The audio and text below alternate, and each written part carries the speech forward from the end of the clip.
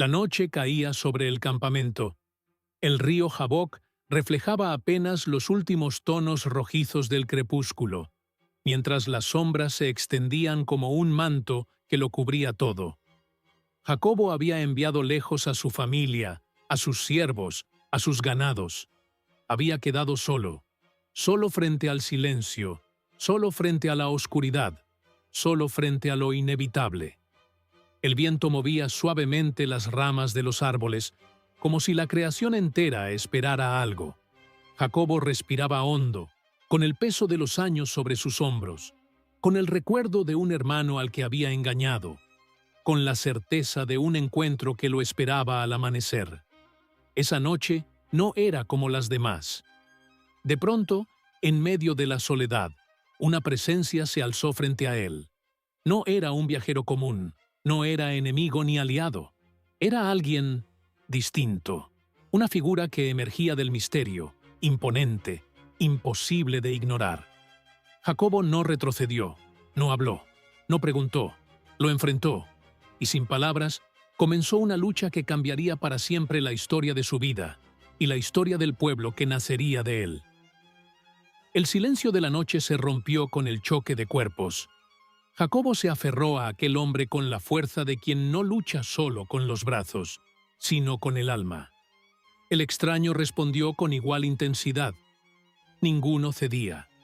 El polvo del suelo se levantaba, mezclándose con el sudor que caía sobre sus rostros. La lucha no era breve. No era un forcejeo pasajero. Era un combate que duró horas enteras, hasta que el tiempo mismo parecía detenerse para contemplar lo que ocurría allí. La Escritura dice, y luchó con él un varón hasta que rayaba el alba. No era un sueño, no era una visión, era un encuentro real. Jacobo estaba enfrentando a alguien más grande que él, más fuerte, más profundo que todo lo que había conocido. La noche avanzaba, los grillos seguían cantando, el agua del río continuaba su curso, pero sobre aquella arena, dos figuras se debatían en un combate sobrenatural. Jacobo no dejaba de resistir. Cada vez que parecía flaquear, encontraba en su interior una fuerza nueva, un deseo de no soltarse, un hambre de algo que ni siquiera podía explicar con palabras. Cuando la aurora comenzó a dibujar su luz en el horizonte, la lucha alcanzó su punto más alto. El misterioso hombre, viendo que Jacobo no cedía, tocó su muslo. Y en un instante, la coyuntura se dislocó. Jacobo sintió un dolor punzante atravesar su cuerpo. Su pierna ya no le respondía como antes, pero aún así, no lo soltó. Se aferró con más fuerza, con la desesperación de quien sabe que está ante el momento más decisivo de su vida. El hombre había tocado el muslo de Jacobo, y aún así él no lo soltaba. El dolor era insoportable. Su cuerpo le exigía rendirse, pero su espíritu se negaba. Había algo más allá de la lucha física. Era como si en cada movimiento, en cada instante de resistencia, Jacobo estuviera peleando no solo contra aquel varón, sino contra toda su historia, contra sus errores, contra sus miedos. El cielo comenzaba a teñirse con el primer resplandor del amanecer. La voz del extraño, fuerte y solemne, rompió el silencio. «Déjame, porque raya el alba». Jacobo, con el rostro cubierto de polvo, los labios temblando y las manos aferradas con desesperación, respondió con palabras que resonaron como un grito del alma.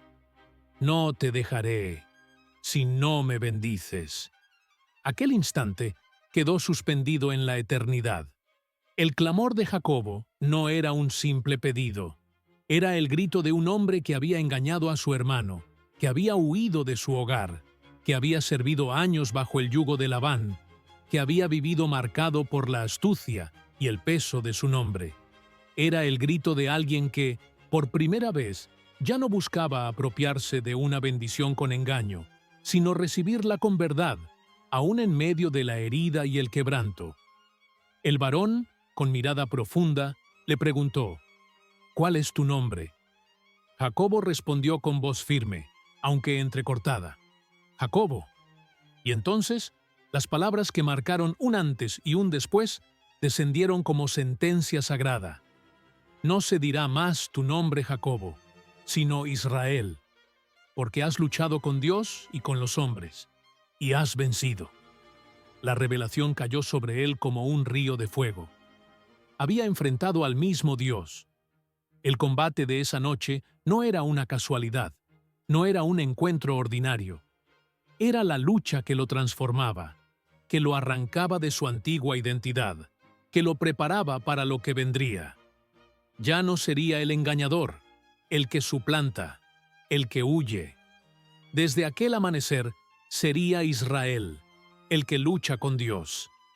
El viento sopló con fuerza sobre el valle, como si la creación misma repitiera el nuevo nombre: Israel, el hombre marcado por la lucha, el hombre que no soltó aun cuando todo parecía perdido, el hombre que fue quebrado en su cuerpo, pero elevado en su espíritu.